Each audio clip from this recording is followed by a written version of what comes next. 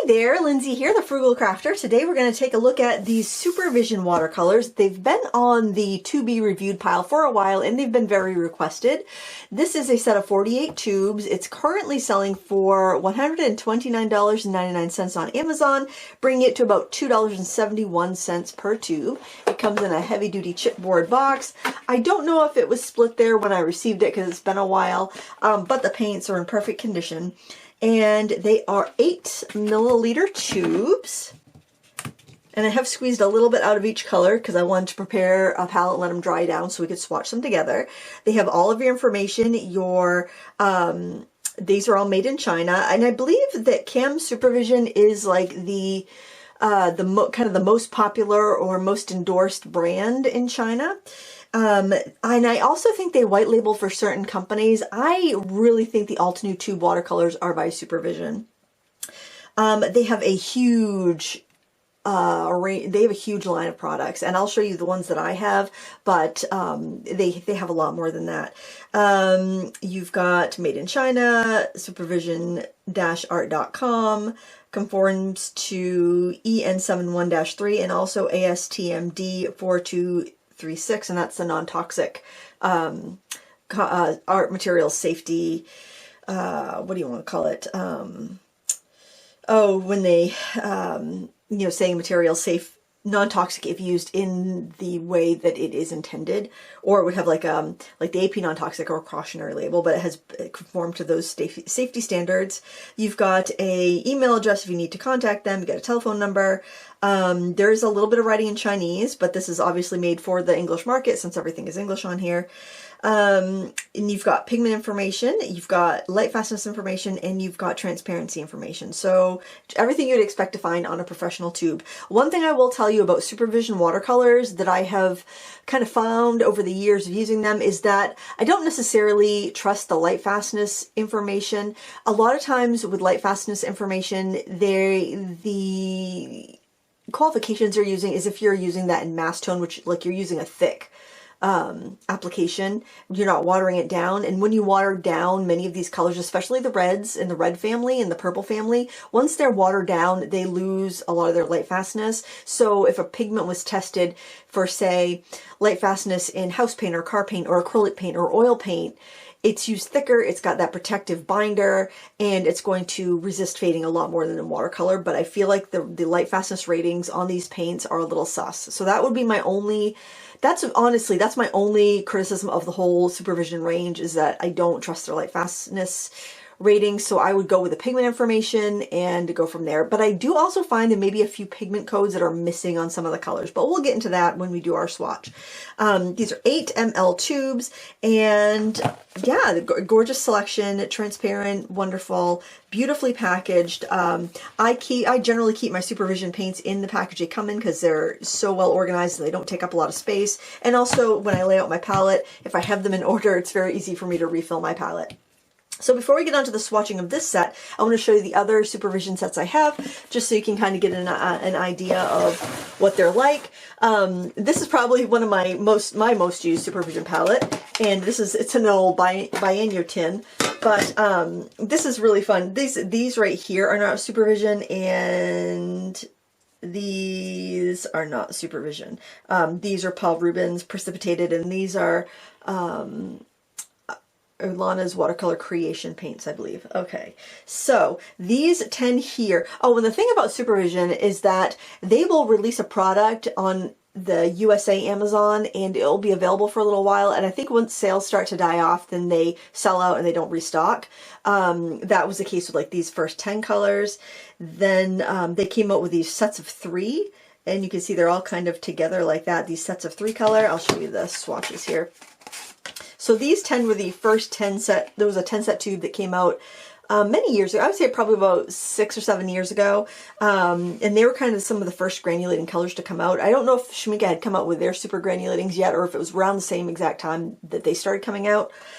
they came out with this set. This set had some issues because it was dye mixed with mineral pigments, and sometimes the dyes would fade out in the tubes. So that was kind of an issue. You definitely want to pan them so that you wouldn't, I don't know why that was happening, but it was happening like with that color. But I found from the pans, they re-wet the same. I just actually re-swatched these the other day just to check them, and this is hot press paper, that's cold press paper, but I wanted to see if any of the colors had changed, and they hadn't. They were quite stable, which was good. And then they came out with these 3 color sets, and those are still available on Amazon, and they're about $25 for the 3 colors, and they're 15 ml tubes, so you know, about $8 a tube. Not too bad for that much paint. And I don't know, I kind of find that you want to use quite a bit when you're doing that, getting those granulating effects. Then they came out with a series of, they were called Rock Plus Mica sets, and I think they had like 5 sets of those. I only had 1, and these are the ones that I have, and I'll just show you on the hot press paper too, because you get different colors that show up. But it's like a mica color plus a granulating color, then sometimes a staining color, just to get some interesting effects. So those are what I have for the super granulating Supervision colors, and I use them a lot. I think they're a lot of fun. But again, some of the colors they use for the staining colors are not light fast. So, and you're going to see that with all sorts of different brands, but I do find that it's a little bit more prevalent with Supervision colors, and it just could be whatever they're using the paints for in China, because I do think they use these a lot in schools and in training, and I think watercolor painting is more of a hobby there too.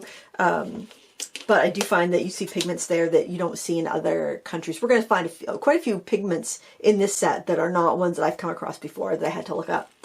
A really fun set that I've had for a while is this set here, and I love that it's packaged kind of like an iPhone.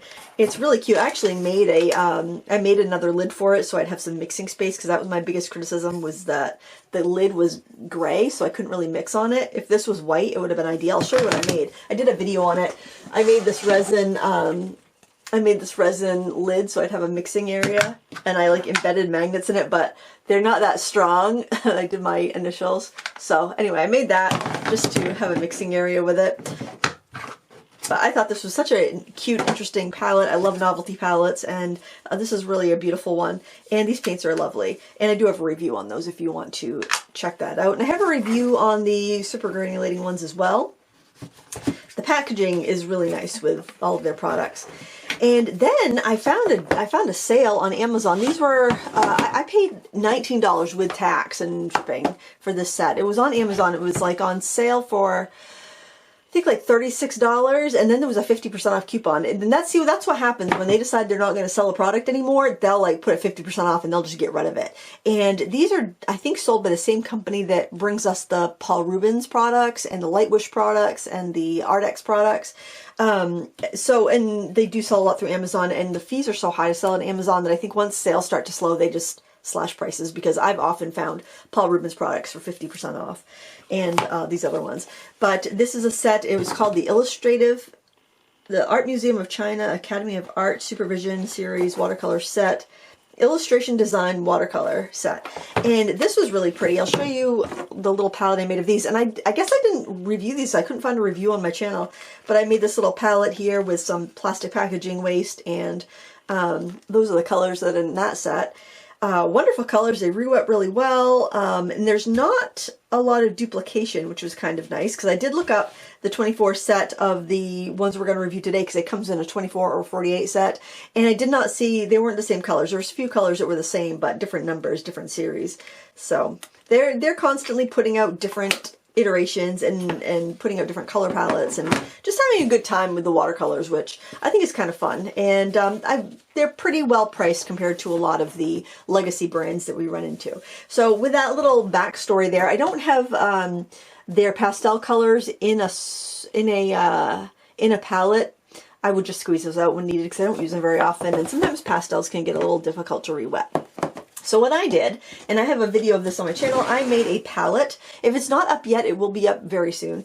I made a palette with these little marker caps that I had left over from some Ardex markers, and this palette box that my friend Rosie had made me. And that's what we're having them in. And I didn't put too much paint out because I wasn't sure if I was going to like these small pans the way that I made it. So I figured I'll start it this way and see what I think. And I already made a swatch chart. So we're going to go ahead and swatch these out and talk about them as we go. The first color we have is Yellow Lemon. It has 3 stars of light fastness. Now everything has 3 and 4 stars. It seems to me that the 4 stars is the best, just because there's a lot of earth tones are 4 stars and 3 stars would be a little bit less light fast. But I'm not so sure on that.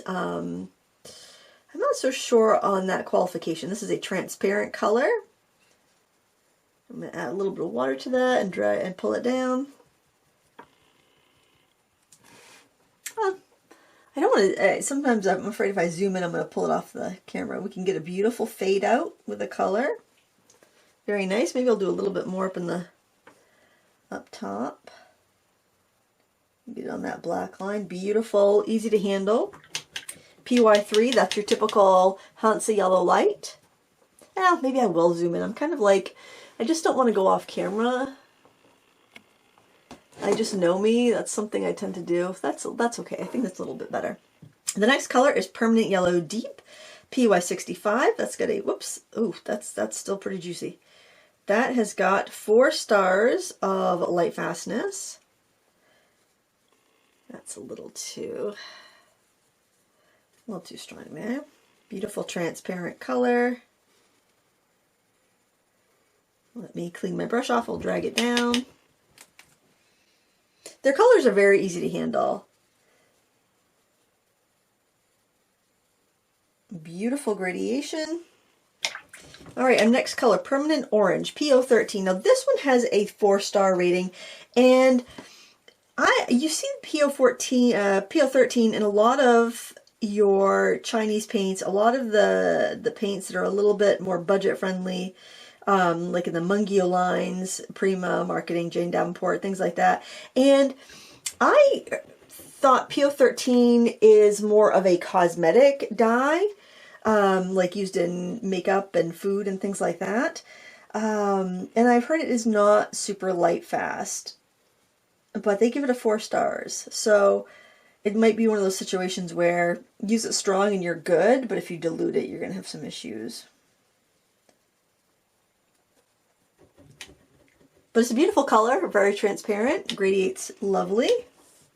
And this is really cheap paper. This paper, I always swatch out on cellulose paper, and some people give me a hard time about that. Like, why don't you use the good stuff? It's like, because if there are problems with a paint, I'll see it on the cellulose. This paper, though, I picked this up at Five Below, and it looks like this. It was $5 for 36 sheets. I thought that was a heck of a deal, and it's bright white. So I was like, oh, I've had much more expensive, much worse paper in my day. So just something you might want to grab for if you want a sketchbook or you want something for the kids. Or even to stamp on. It's not super textured. It's got a bit of texture, but it reminds me a lot of Canson XL. That's what I would liken it to. I think it could be the very same paper. All right, our 4th color here is Apollo Yellow, which is a mix. I mean, I'm diluting it on my palette a bit because I did pour these a few days ago. It's been so humid though. This is a mix of PO73, PY3, and PR254.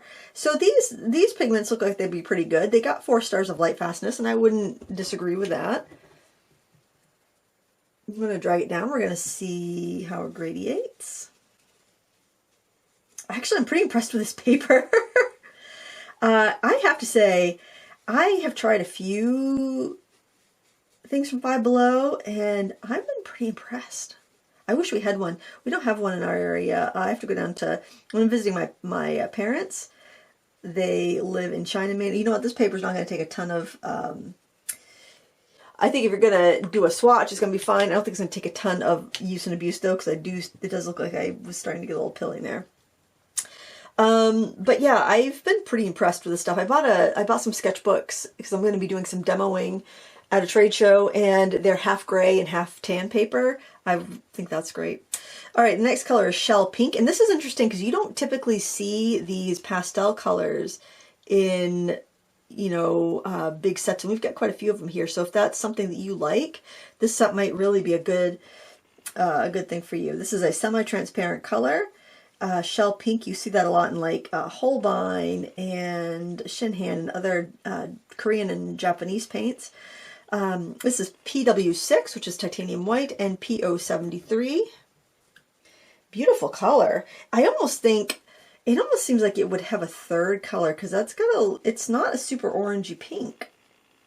And it gradiates beautifully.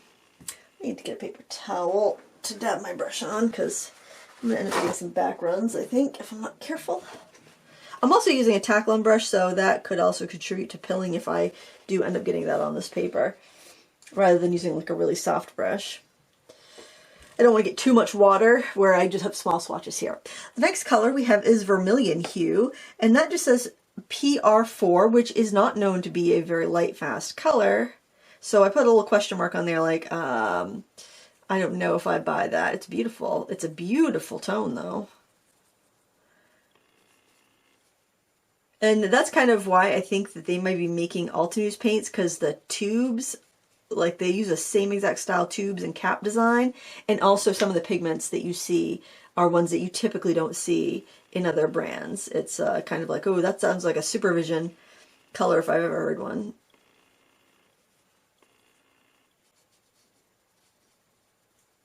Lovely gradation though. Very pretty.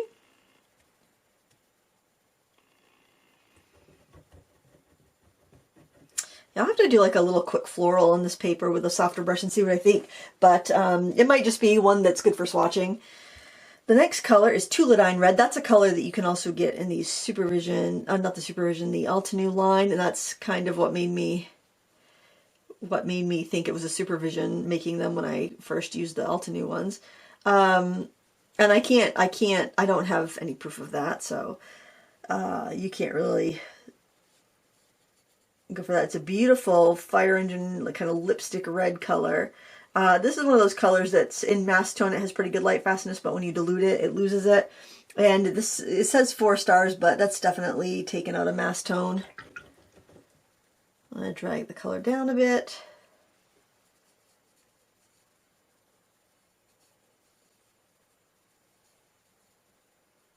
Very pretty. Very pretty, but I wouldn't give it 4 stars of light fastness. The next color we have is Quin Violet.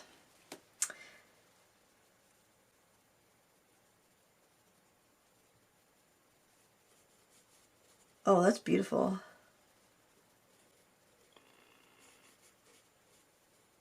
Well, I think I might want to have a little bit more there.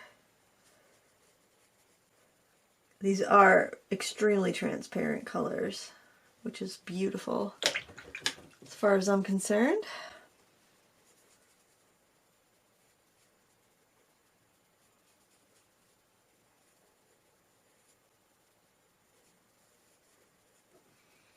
Easy to handle. I think I do want to gradiate it a little bit. Very pretty.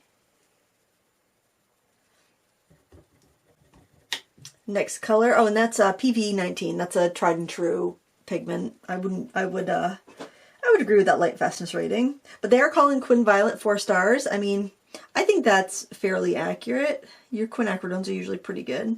Now we have Quin Magenta, PR122. Again, that's another very standard color.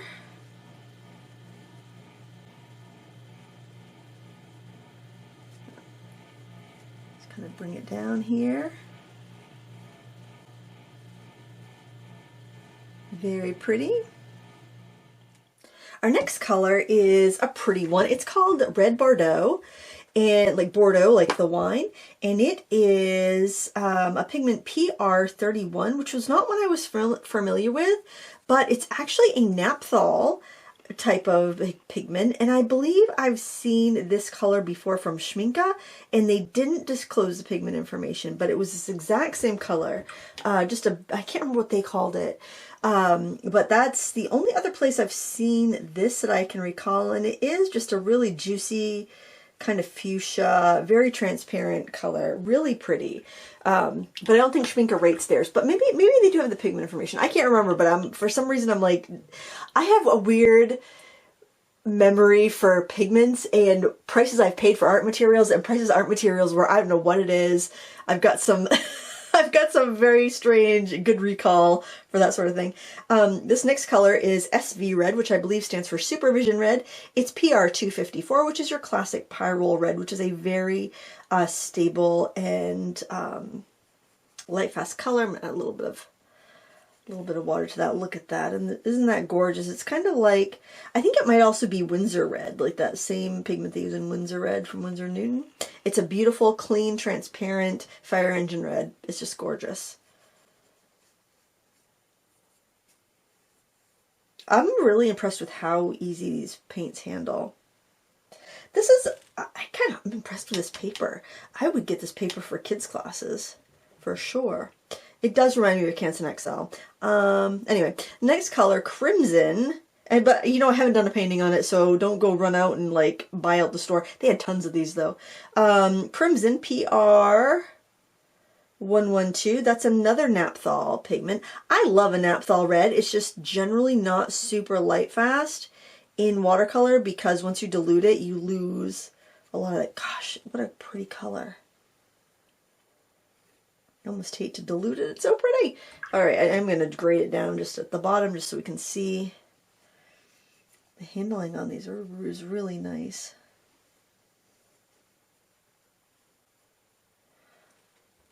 It's just a gorgeous color. Naphthol Crimson, man. I've got that in Liquitex acrylics. It's one of my favorite colors. That's probably my favorite color. That's like that lipstick red, that gorgeous lipstick red color. Next we have another naphthol color. This is Magenta Pigment Red PR 146, which is one I was also not that familiar with. It's one we don't see as often. But it's I wouldn't call this a magenta. It's almost like a raspberry color. If you look at that, it's not as pinky purple that a lot of magentas are. Like when I think of that red Bordeaux or that Quin magenta there, that's what I think of for magenta. This has a little bit more of I wouldn't even call it a rose red. I still think it's maybe a little bit more purpley than a rose red, but it is a real pure punchy color. And that's one thing I'll say, even if you look at the shell pink, these are all pretty transparent colors. So if you're an artist that prioritizes transparency in your work, I would definitely give Supervision a look. They're affordable and the quality is nice for the price. It really is. In fact, like I said, the only qualm I have with Supervision paints is their light fast claims.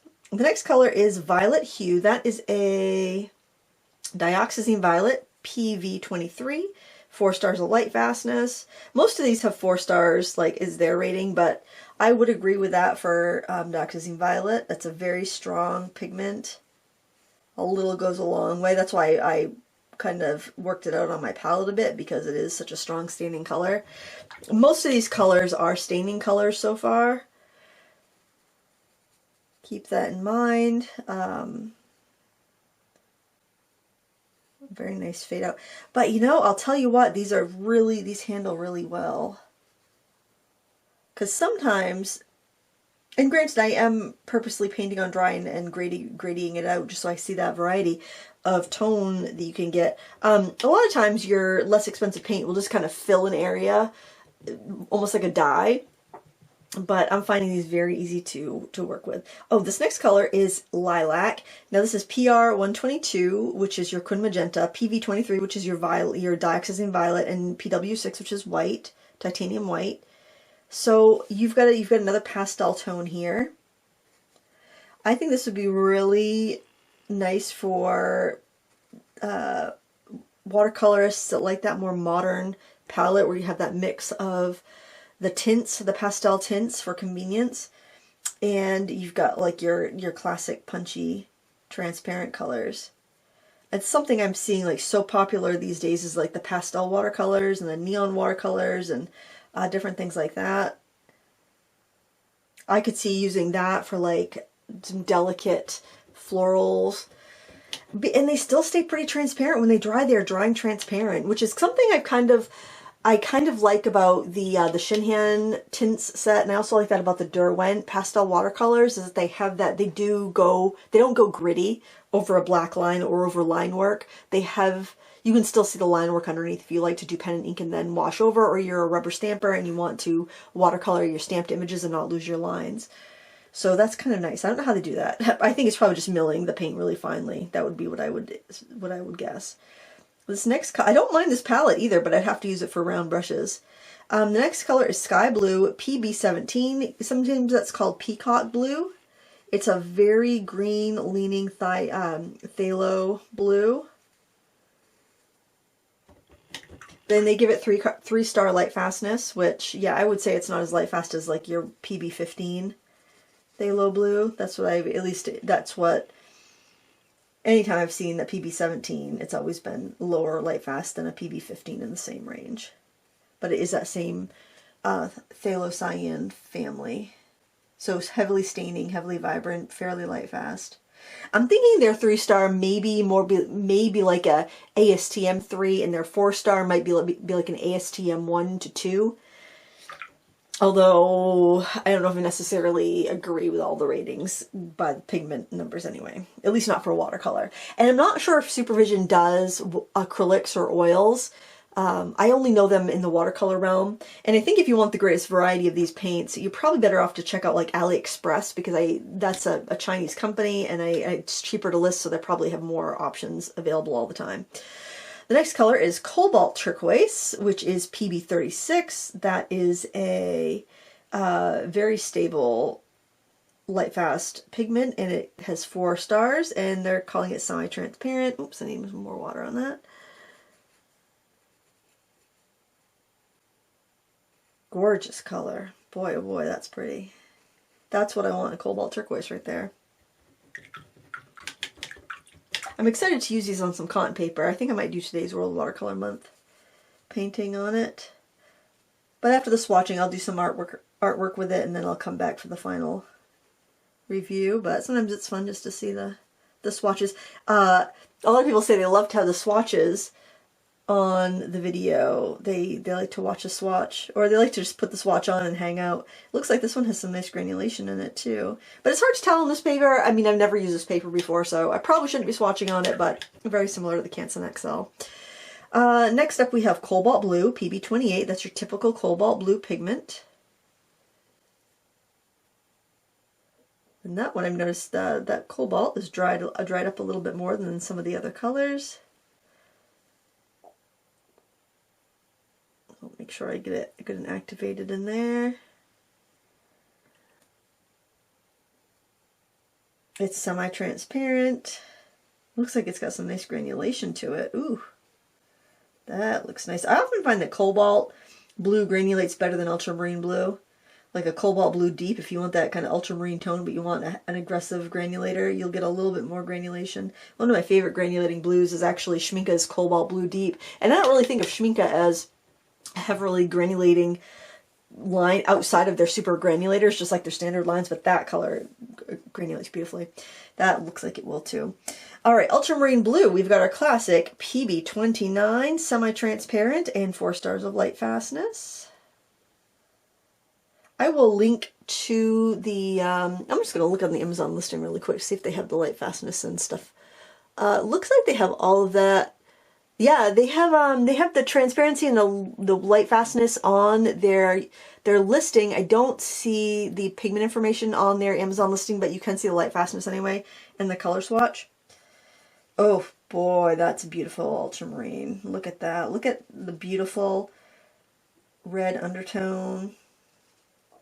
Very nice. Very pretty. It's much more red than the cobalt. Sometimes the cobalts and the ultramarines will be very samey. Sometimes that's because they make a cobalt blue hue and they use ultramarine. I'm going to add more pigment to that though. I want to see if it will granulate, how much it will granulate. That's a nice clean ultramarine blue, but they're calling it semi-transparent. Yeah, I mean the colors are calling semi-transparent. Like they actually, did I it says SV red. I have that as a opaque color. I have that colored, and I'm going to double check that on the tube because I don't, that doesn't seem like that would be the case. Huh. They're calling that opaque. But I'm not seeing any opacity on my swatch. Well, maybe I can see a little bit right there. I think they've just really finely milled these colors because I'm not seeing opacity. We'll see when I do it on cotton. What we get, I'm seeing some opacity on the cobalt turquoise, but that's really maybe a little bit on the shell pink. But it's so finely milled that it's barely registering. All right, next we have Blue Lake. Now this, I'm curious to see what this looks like swatched out. This is PB15. It doesn't have any like a colon 1 or 3 or 6. It looks like, it really looks like a peacock blue. It looks like a PB17, but it just says PB15. I'm going to add a little bit more color up to the top and then fade it out. So one thing because I've seen, there's been a lot of Quins, there's been a lot of Phthalos so far. Those are heavily staining colors. So you just want to kind of keep that in mind that if you want to fade something out, you want to blend something out, you got to do it while it's wet, otherwise it's going to stain the paper. But these are very easy to control. Okay, 4 stars light fastness, PB15. Alright, the next color is another PB15. This one's Phthalo Blue. So this is what we would typically, usually a Phthalo Blue is PB15:3. So it could just be they don't, for whatever reason, they didn't put the colon, but I do think I have another one that has the colon 3 in it, in this line, so I'm not sure. I'm going to add a little bit more pigment to the top of that. The binder in this paint is Gum Arabic. It does contain Oxgall. Actually, the other Supervisions contain Oxgall, so I'm assuming this does too. I can check the back of the box and see if it says. Fades out beautifully. All right, let me look at the back of the box. I don't want to tell you it does if it doesn't. Raw material, color powder, mineral material, Arabic gum preservative. It does not say if it contains Oxgall. The other one did. This set here that I have does. So I don't know. I would assume it does, but maybe it doesn't. I don't know. So I wouldn't, say if you're trying to avoid all animal products in your paint, I would do some further research. So the next color is a unique pigment, Lake Blue Source PB10. So let's take a look at what that looks like. That's got 3 stars of light fastness. Now I think I looked that up, but I don't see any little notes on there. Oh, wow. You know what this reminds me of? This reminds me of a color that is PB1 called Victoria Blue that I've only ever seen from White Nights. I wonder if that's a typo or... there was a PB10 on oh shoot, got a little too much water on there, on the Artist Pigment Database, but look at that. It's like a heavily purple leaning, super transparent Lake Blue Source. That's pretty. That is such a clean blue. That's like a gorgeous royal blue. But look at how it filled the circle. It didn't gradiate as much. I wonder if if it's a laked color, it's a dye color. Interesting. It's pretty. It's pretty. It reminds me of Victoria Blue a lot. 3 stars light fastness, so not one of the more light fast ones, fully transparent. The next color, navy blue, is PB15. So we've got a lot of these colors that just say PB15 as far as their origin. So I'm like, are they just treating that pigment? Oh, that's pretty. It almost, this looks like a Indothrone blue. So I kind of wonder, are they just using a single pigment and just treating it differently, like heating it to different temperatures, exposing it to different conditions in the lab to get this variety, or are they adding other pigments and just not disclosing them? I don't know, because they're disclosing the whites on their pastel colors, and they're using a titanium white, which is weird because I'm surprised it's not more opaque. It's interesting. That's a gorgeous blue. But I mean, look at the variety between all these PB15s. That, and that. And it could be less dilute. There could be a lot of factors at play. The next color is Prussian blue, and that is our classic PB27. And they've got 4 stars of light fast with that. And Prussian blue is one of those colors that there's debate over the light fastness. That's a gorgeous color, isn't it? I love Prussian blue because it can go kind of brown in sunlight, but then if you take it out of the light, it will recover. So, so there's debate on what that should be rated at.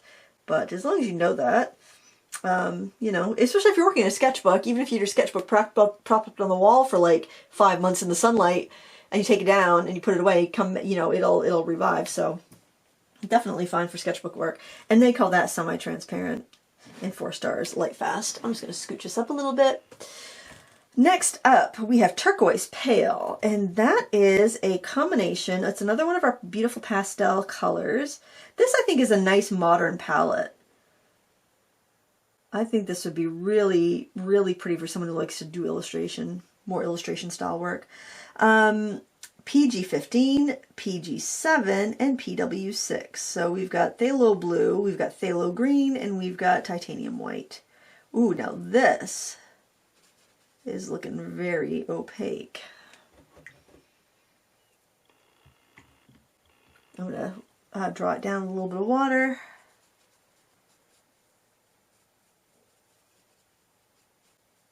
Very pretty. That's a really lovely color. I can see playing with this in kind of like an illustrative way. I think I'm going to take this palette upstairs and mess around with it in my sketchbook, just kind of while I'm relaxing on the couch.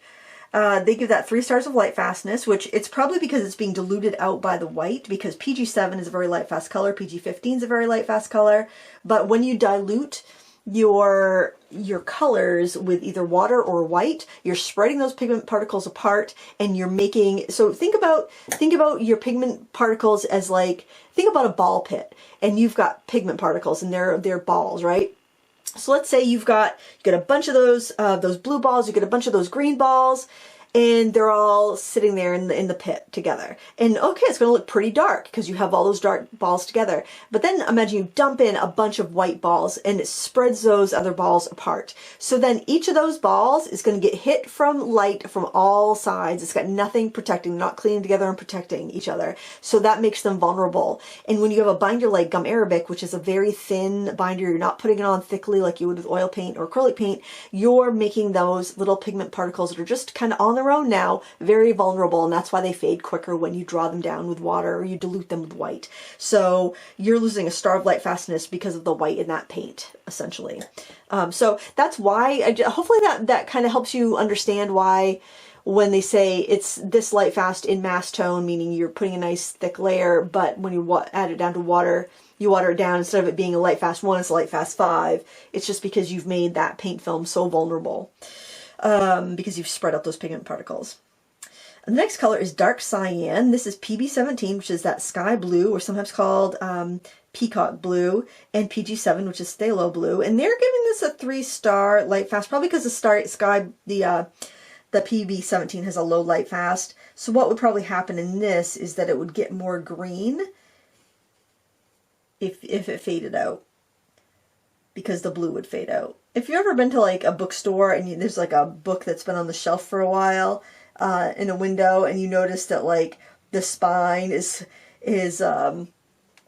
like yellow and the cover of the book is green, it's because the green is faded out, it's but the other color, the yellow and the pigment stayed, or vice versa, maybe it turned blue because the yellow faded out. So that's why if you use a 3-star pigment plus a 2-star or 1-star pigment, whatever is your weakest link, that's going to affect your light fastness, because that's going to fade out first and completely change the color. So it might not even fade, it might just turn into a completely different color. That's beautiful though.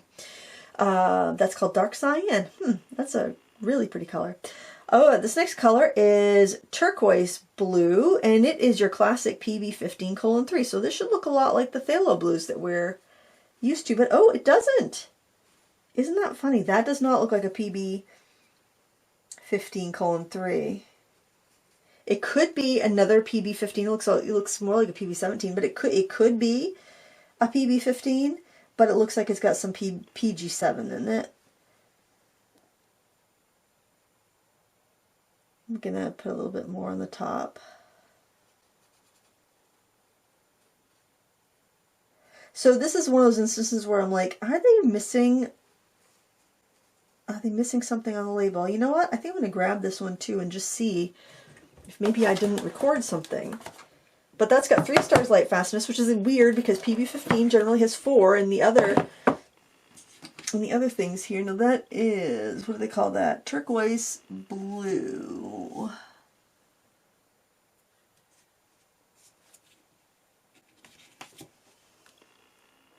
PB15:3, that's all they have there. Huh. And they're only giving it 3 stars of light fastness. That's weird. That's weird. And it doesn't look like a PB15:3. Because like let's see, what color looks most like a PB15:3? I would say that phthalo blue probably looks the most, or even the blue lake. So that's very green. It's very interesting. All right, the next color we have is deep cobalt turquoise, PB36. And sometimes this is called cobalt teal. Like I have in core paints, I've got a cobalt turquoise and a cobalt teal, and the cobalt teal looks a lot like this. Or maybe I'm thinking, or maybe it's backwards. It could be backwards. This does look like a cobalt green. Maybe a little bit more turquoisey. It looks like my core cobalt. I guess it's probably cobalt turquoise. It's a little bit more gray.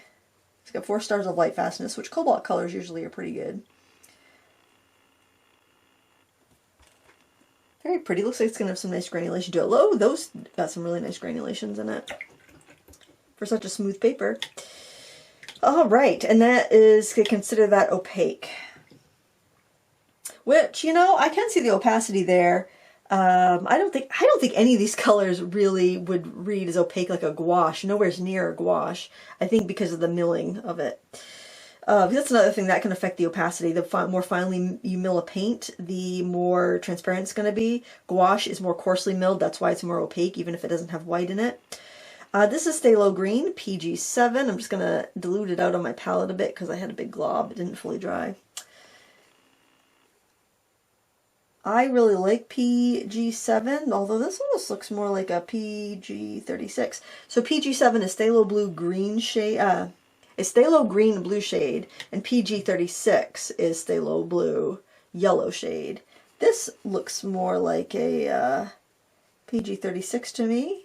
Oh, look at how quickly it's staining. I just put that down and grabbed extra water to dilute it out, and it already was staining the paper. That is 4 stars of light fastness. This is a gorgeous color. Like you mix that with an orange, you'll get a beautiful sap green. In fact, let's just do that real quick because I got some orange on my palette, so why the heck not? See how it makes such a pretty, like sap green there. Got a little yellow. Oh, look at that. So pretty. Do a little. Isn't that gorgeous? Yeah, I love mixing a phthalo green with like different oranges and yellows to get beautiful earthy green. So pretty. All right, next color is permanent green yellow, and that is a mixture of PY12. That's strange. I'm not that familiar with PY12. PY12 and PG7. It's got a light fastness of 3, so that must be coming from the lower light fast of the PY12, which I am not familiar. I think it's a not benzimidazolone, but benzide yellow. I think it's a benzide yellow. And a phthalo. Ooh, that's pretty though. That is pretty. It almost looks like the yellow and the green one is split apart. Oh, you know what? I want to draw that down a little bit, so let's clean my brush off. That's pretty. Oh gosh, that's a glorious color though. I think it's a benzide yellow. The next color is Viridian Hue, and that's just PG7. But I can see in the pan it looks like it's got some white in it or something. It looks a lot more opaque. But it is a transparent color. See, this looks even a little bit more yellow than that one. Well, you know what? This almost looks like this looks more like the PG36. Compared to that, this definitely looks like a PG36. So it could be, they're just, you know, which are both phthalo greens. It could just be that is treated differently. It could have had an undisclosed pigment. Or it could be mislabeled. Huh, that is interesting. Yeah, this almost looks like a PG. It looks more like a PG36 to me.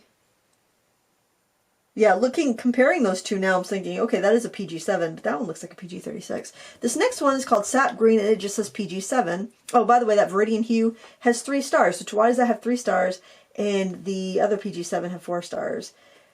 You know, again, it could be the treatment. That's a much warmer green. That's a much cooler green. Let's take a look at Sap Green and see what that looks like. Whoops, I got too much on my brush there. Ooh, that's pretty. It does not look like it's just a PG7 though. It's got 4 stars of light fastness. To me, it seems like something's missing. Something's not being disclosed. Ooh, you know what? I'm seeing a little bit of grit in the wash there. Let me get a little bit more paint. I feel like I'm seeing a little bit of siltiness in there.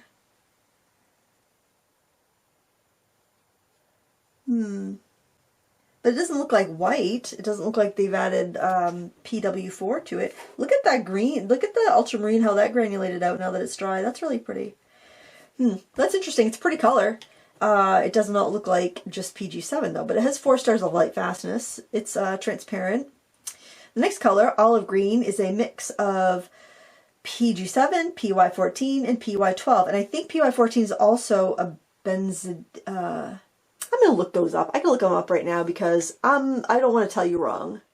Alright, the PY12 is a benzidine yellow, mainly used in inks, not super light fast. The PY14 is very similar. It's a diarylide yellow, but also can be called benzidine yellow in some cases, and it's also mostly used in inks because it's not super light fast. So the fact that that would explain why permanent green yellow with the benzidine yellow in it is part of the mix has 3 stars, but it doesn't explain why olive green that contains PY14 and PY12 has 4 stars. It seems like that should also be a 3-star color. But yeah, it's a color, it's a vibrant yellow, mostly used in inks with a green leaning bias, to cool bias. So I just had to double check that because I didn't want to tell you wrong. But you know what, sometimes I often find when you're looking at the color index, pigment numbers, is that ones that are really close to each other, like PY12, PY13, PY14, a lot of times their chemical makeups are similar when their numbers are close. Not always, but oftentimes they are, especially if they look similar. Okay, so let's check out that olive green. Got a glob of it on there. Oh, that's very brown. Huh. I don't know why that would be looking so brown with the colors that are used. See, and this is well, I would say my other critique of Supervision paints, in addition to the not 100% trusting the light fastness, is also not 100% trusting that they have all of the pigment codes notated correctly. And of course, but that, you know, that does go with light fastness. If you're just looking at the colors for color's sake and painting with them for the love of painting with watercolor, not an issue. But if you're looking at it as, hey, I painted this masterpiece and I want to frame it and hang it on my wall, am I gonna regret that? Is it gonna fade on me? They're telling me this is a 4-star color, but I'm not buying it with those 2 yellow pigments in there. Anyway. It is a pretty color. It's a very earthy brown, almost like between an olive and a khaki, I would say. So, you know, you've got to kind of, I believe, just take the the pigment info and the Lightfast info with a bit of a grain of salt. I think it's mostly accurate, but we have some issues here. So raw umber, this is interesting. This is a 3-color mix, generally not what you have typically. So we've got PR101, which is your like red iron oxide. You've got PBK7, which is a black. We've got PY43, which is a natural yellow ochre. Let's see what this looks like. I'm gonna delete that on my palette. Oh, that's a pretty color though. And see, this does not look like a raw umber to me. This looks like a burnt umber to me. Look at how pretty that is. Usually I do not like raw umber. It's because it's usually kind of like, I don't know, baby poop. That's the only color I like. Raw umber is not my thing, but this is really pretty. It's warm, probably because of the PR101. It does not look like what you typically expect from a raw umber, which would be generally a PBR7, but just the way they treat it, it makes it very kind of weak and poopy looking. But that's really pretty. You can definitely see the yellow undertones of the yellow ochre, but that's a really pretty color. It's almost like a coffee. You know, like you could call this coffee brown. I feel like would be a much better descriptor than calling it raw umber, because it's not what I would expect from raw umber. So gold ochre is up next. Oh, I didn't put, I'm guessing that is a 4-star color, but for whatever reason I didn't notate it, so I'm just going to grab it out real quick. We have, that is 4 stars light fastness and transparent. So maybe I'll just make a quick little note of that.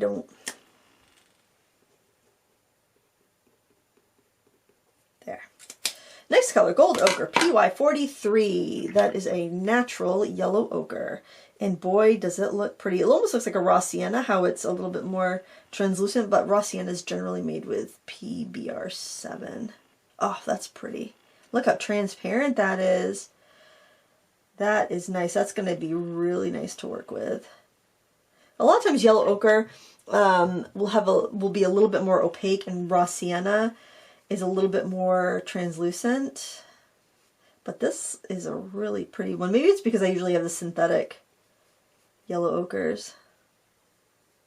The PY42s. That is really pretty. Oh, I'm glad to have that. Yellow ochre is another one of those colors with ultramarine. I use those more than anything. Gorgeous. Love that. Next color is Mars Yellow, PY42, or synthetic yellow ochre. This is semi-transparent, so this is going to be probably more like what I'm used to for a yellow ochre. Beautiful. Beautiful, just a little bit more opaque. It is gorgeous, though. I'm fine with synthetic earth tones, honestly. I find them to be a little stronger and more reliable in a lot of cases, but I do like that natural yellow ochre. It's going to be harder to get those natural earth tones because the companies that typically make them, the auto companies don't want the natural colors anymore because they're not as consistent. So if you do love those natural pigments, and the pigment numbers, the synthetics are using some of the same pigment numbers too, so it can be really tough to tell what you're getting. So if you are a stickler, you may want to look into getting actual pigments, probably from like Kramer Pigments or some other pigment supplier that you trust. I'm not that picky, honestly. The next color we have is Burnt Sienna, and they're using PR101. This looks really light. This is very similar to Winsor & Newton's Burnt Sienna. They also use PR101, and it is a very orange. It is a very orange brown. And that's just preference. If you like this or if you like a PBR7 Burnt Sienna. I tend to prefer a PBR7 Burnt Sienna, but it's whatever you like. You got that color though, so I'm not mad at it. I'm not mad at this color selection. Honestly, I think this color selection is kind of fun and kind of inspiring, and I don't know why it took me so long to get around to reviewing this. Just too many things on my plate, but look at that granulation on some of these colors. This is going to be a really nice palette to play with. The next color we have is Burnt Umber, And this is a weird mix. So we have PY1. That is, I believe it's in the Hansa Yellow family, but it is not a very light fast option. PR101, which is your red iron oxide, and PBR6, which is another natural iron oxide color. It's got 4 stars of light fastness, but I don't think PR1 is a light fast color. I'm just going to check that real quick because I do have that open. Hansa Yellow G is what PY1 is. And it's got a blue wool scale rating of 5 to 6. So they would consider that moderately light fast, or an ASTM rating of 2, but in oil and acrylic. It doesn't, in watercolor, it's got a 5. So that's not great. So, and that's your first color listed. So generally it's got the highest proportion of that ingredient. So I am not feeling too hopeful about it. It's a beautiful red-brown color. I don't even really see yellow undertones here. So that's surprising that they would have PY1, which is a very pale yellow. It's kind of like that. I mean, it's a very lemony yellow. And I generally only see that PY1 in student grades. Like I think Aquafine uses it. I might have even seen it in like a student grade Yarka at one time. This is it almost reminds me of a benzimidazoline brown, where it's so red. I don't know what I'm thinking about that color. I'm trying to see if I'm seeing any granulation in there. I don't know about that. I don't know about those two. Maybe. I mean, I'm sure they'll be useful, but we got a bunch of other browns in here to look at, and hopefully we've got something that will be really useful. Mars Orange is our next color. That is a mix of PR101, again our red iron oxide, and PY42, our synthetic yellow ochre, or synthetic yellow oxide. This may have some granulation. All depends on how it's milled. Big chunks or little chunks? Is it going to sit on the surface and sedimate, granulate out, or is it going to soak in? I'm finding the earth tones not to be this. I mean, they're okay. Those two are pretty strong. They remind me of Winsor Newton in the fact that the earth tones are a little bit on the weaker side. White Nights as well. But actually, that's an Mars Orange. Oh, and Mars colors often will granulate, which is kind of fun, like Mars Violet, Mars Black. We'll see if I'm seeing a little granulation in there anyway. Our next color, Mars Red. Oh, and this is semi-transparent. Our next color is Mars Red, PR101, and all of these are saying 4 stars light fast. All of these earth tones are saying 4 stars, which doesn't surprise me, but it just, with that, the PY1 in that color surprises me. All right. Oh, this looks really pretty. Mars Red, kind of like a, well, you know, like an Indian red or an English red. They're mining if it is a natural iron oxide, they mine it out of these different mines, and that's where they get the names from, where they've mined them. Ooh, that is a pretty color, though. I do like that. I hope it granulates. It's hard to find red granulating colors. Even though this is pretty brown, that might be pretty. Semi-transparent, 4 stars of light fastness. I think you have a nice arrangement of colors. Not a lot of greens, but since you do have a phthalo green, you can make all the greens you want to make. English Red, PR101. We've got semi-transparent. Oh, look at that. Isn't that pretty? That reminds me of Caput Mortem, or Mummy Brown. That is lovely. That looks like it may have a little bit of granulation. That's pretty. I love that. That's kind of almost like those old New England colors, those deep, earthy primaries. Venetian Red, PBR6. Usually your Venetian Reds are PR101. That's pretty. A very reddish, but not as red as PR101 typically. It's a little browner than that. Got a little too much water in there. Put too much water in, now it's just fighting with the paint. I'm curious as if it looks like it's going to granulate. So we'll just let that sit in its juices and see if it granulates.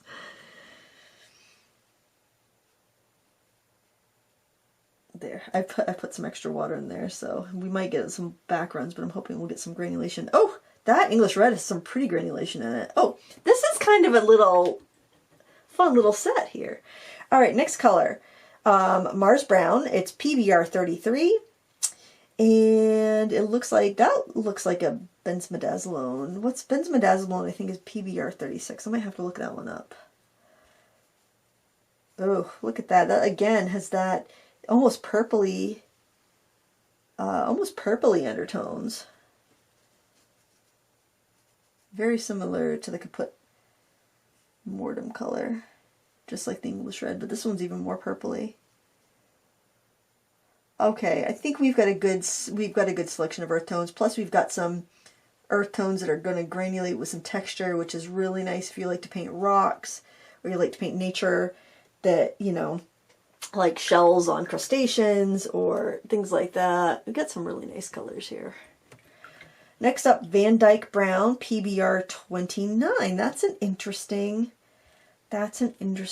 pigment.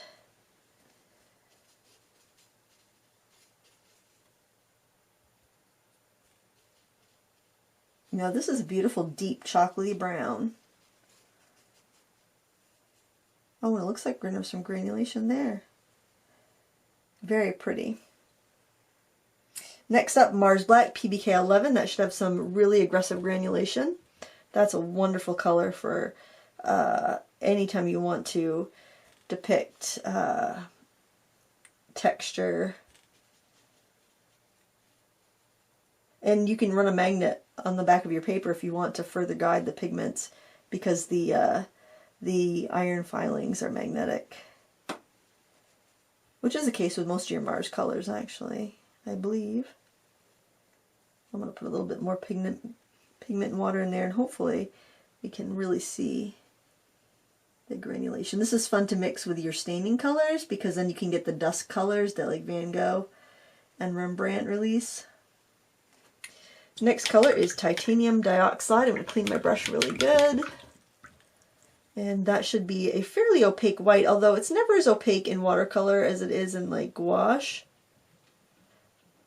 And titanium white is different than a Chinese white in the fact that Chinese white is usually PW4 or PW5, which is a transparent mixing white, which is meant to be able to mix with like one of these brighter colors and make a pastel without making the color opaque. And that's the difference right there. So I just painted the whole thing in so we can see how opaque it is on top of the black. I think it's not going to be very opaque, but that's all right. You know, I mean, it's as long as you know what to expect, you'll know what you can use it for. Next up, Payne's Gray. It's a mix of PBK7 and PB15. And sometimes you get a Payne's Gray that's made with ultramarine and it's got a little texture and granulation. This one's with the PB15 and has a really strong green undertone. This would probably make some really cool greens mixed with different yellows.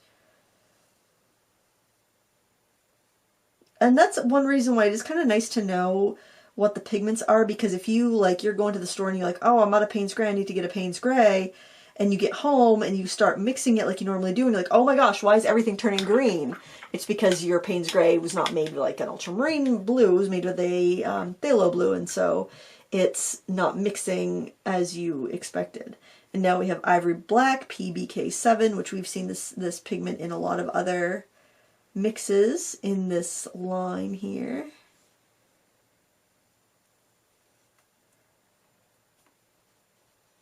Ivory Black is also called Bone Black because it's made by burning bones. So it's like a byproduct of the meat industry. They don't kill the animals to make the paint, but they use the bones. Left over, kind of like they don't kill the animal for the bones to make the gelatin sizing for your paper. It's a byproduct of the meat industry. Honestly, our art supplies do not play as much, do not really play much of a part in affecting much of anything, much consumption, because we're getting the leftovers. We get the leftovers of the automotive industry, of the plastics industry, of the textile industry. We get the leftovers of the, with the exception of sable brushes. So this is why I don't use like Kolinsky sable brushes. I don't buy sable brushes because they do harvest those animals for their fur. But gelatin sized paper, ox gall in the paint, things like that, where this waste product that would have been discarded, you know, it's going to be making, it's left over from people eating meat. People aren't going to stop eating meat. If people stopped eating meat and they were using these animals just for those things, then I wouldn't use it. But you know, that's kind of the line that I draw as far as my art supplies. But I mean, I have some old sable brushes that I would use because I have them. I own them. They were either given to me or I bought them decades ago before I really understood where they came from. I'm not going to throw them away because they, you know, they're in my stash. That's ridiculous. I just try to do as least harm as I can with my art. So here's the swatched out colors. I will tell you, if you go onto Amazon and you look, you zoom into the swatch, you can see which colors are granulating. They have a really good, I'm looking at the screen right now. The screen is a pretty good approximation of how these paints really look. So you can trust their swatches. I would highly recommend really investigating if you're thinking about buying the set. It's not cheap. It's 129 bucks. It is cheap as far as like getting 48 watercolor tubes, but still it's a considered purchase. But what I'm going to do now is some artwork with these paints, and then we'll come back for final thoughts afterwards. But so far I'm enjoying these, and I think they're going to be a good set. I think I'm ready to wrap up this review. I've got a couple of artworks done with this paint. I went in and did mass tone glazes over all the swatches, and I have to say that all in all, I'm pretty impressed with this paint. So let's look at the, I just did this painting today. I made sure to do some wet and wet areas in here just so I could see the granulation on some of the colors. We did have quite a few granulating colors in the kit. Let's just go through and count how many granulating colors. We've got cobalt turquoise, we got cobalt blue, those both granulated. We got ultramarine, that granulated. We've got deep cobalt turquoise. We've got is that olive? That olive isn't really, that looks like it almost might green. That raw umber looks like it almost might granulate, but I don't want to call it granulating yet. These are sedimentary, but I wouldn't say they're quite what I would call granulating. The Mars brown, yes. The Van Dyke brown, yes. The Mars black, yes. So I would say we have 7 strong granulating colors in this range. We have 1, 2, 3 colors I would call pastel, but of course we have a titanium dioxide. You could make pastel. Let's see how many single pigments we have. 1, 2, 3, 4, 5, 6, 7, 8, 9, 10, 11, 12 maybe, 13, 14, 15, 16, 17, 18, 19, 20, 21, 22, 23, 24, 25, 26, 27, 28, 29, 30, 31, 32, 33, 34, 35, 36, 37 out of the 48 are single pigment colors. That's a good thing. I found they handled very well, very easily. I really enjoyed painting this. I thought that it was easy to paint with these. They handled very well. And I'm going to top off my palette there, I think, because I didn't have any issues painting with that palette. I also did this one here. I was trying to get some of those granulating colors in the background, but I think I probably put too much paint, probably needed a little more water. It actually seemed to granulate a little bit more on the hot press paper than the cold press, but again, it handled very well. I'm going to say that bottom line, for $129, I don't think it's a bad price. They might go on sale. It does seem like the Supervision, this is sold through Light Wish. It does seem like they will run specials and run sales, especially if sales slow down when they want to clear out inventory. What did we say? It was about $3.77 a tube or $2.77, somewhere around there. I think that's not a bad price. The Pros would be you get a beautiful arrangement of colors, very easy to handle, all the pigment information is there. Light fast information is there, but I would take it with a grain of salt because I think the light fast information they're using is in mass tone. Mass tone meaning like full strength, like what we'd have in those glaze swatches, or how it would be rated if it was in oil or acrylic paint, not in watercolor. So certain pigments, definitely they're giving 4 stars, I would think is maybe a little bit optimistic. But as long as the light fastness, you're not thrown off by the light fastness, or you're willing to like maybe even make 2 separate palettes, one with light fast colors and the others that are maybe a little bit iffy in another palette, I think this would be a really nice set. I mean, 8 ml tubes, that's not bad, really. That's not bad. 48 8 ml tubes for $130. I don't think anyway. It's about the same price. It's actually probably less than you pay for Winsor Newton Cotman, and this is a much better paint than Cotman, so, or any of those other student grade alternatives. I do think that this company is making some paints for other companies, but I can't say for sure. They remind me a lot of the Altenew tube paints, and the only issues I had with the Altenew paints really were the colors they had in their lineup. They didn't have that many colors at the time I reviewed them, and also some of the pigment numbers being ones that weren't terribly light fast. However, they are kind of earmark colors that I tend to see in Supervision lines, so that's another reason why I think. But yeah, I think that the paints are nice. I think that they handle well, and the ones that did dry out re-wet just fine, and I'm fairly familiar with Supervision paints anyways, and I haven't really had any issues other than the ones I mentioned to you before. So there's my final thoughts on this. I would say if it's in your budget, if it sounds like something you want, given the pros and cons, I recommend it. So thank you so much for watching this video. If you have any questions, go ahead and pop them in the comments below. If I can answer them, I will. Otherwise, I hope you're having a wonderful day. Thank you so much for watching. Please give me a thumbs up if you enjoyed this video. And until next time, happy crafting. Bye!